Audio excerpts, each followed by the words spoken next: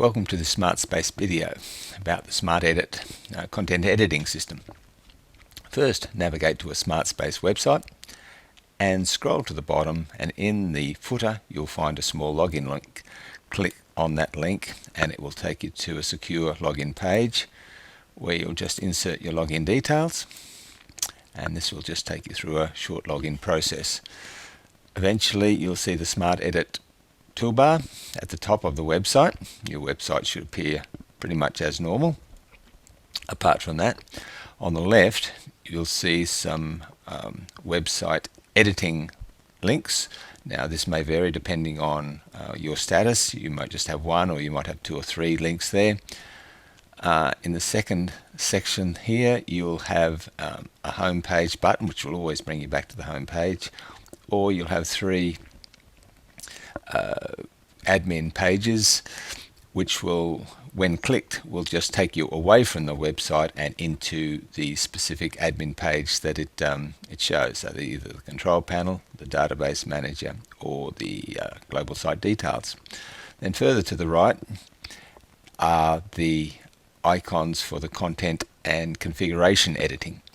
So you'll typically have a content icon, an images icon, prices, and others, depending on the modules that you have. So you may have a couple more than what you'll see here, or maybe a couple less. Further to the right up some personal links and some help links. But what we'll concentrate on today is this middle section, which has the content editing areas.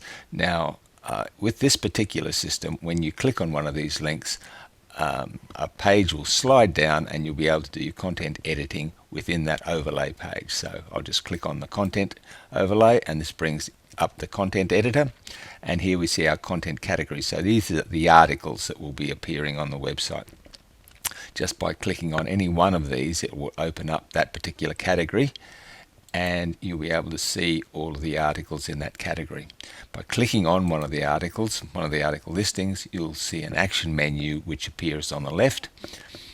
At the top is a little blue background arrow that will shift the action menu either horizontal or vertical. So just by simply clicking, you can change the position of it depending on what your preference is, and it will generally stay there whilst you ever return to the website. Now when inside this action menu are various links, mainly pertaining to the article that you've got selected. So you can select different articles. You'll see here up here the number will be changing as I click on different articles. Also here an important link is the little blue folder with the round arrows.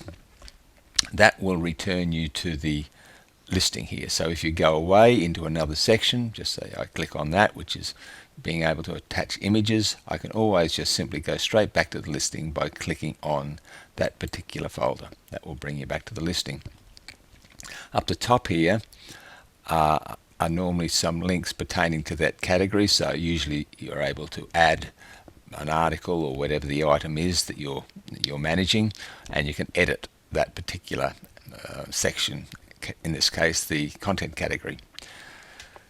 To navigate to another category, you can simply just click on the other one and it'll close the original one, open the new one. Same applies. As soon as you click on the item, the action menu will appear. Now you can exit this particular area either by clicking the X or by clicking the toolbar in a sort of a piece of free real estate, or you can click the icon itself. Now by clicking the little X here over on the right, that just simply closes the editor.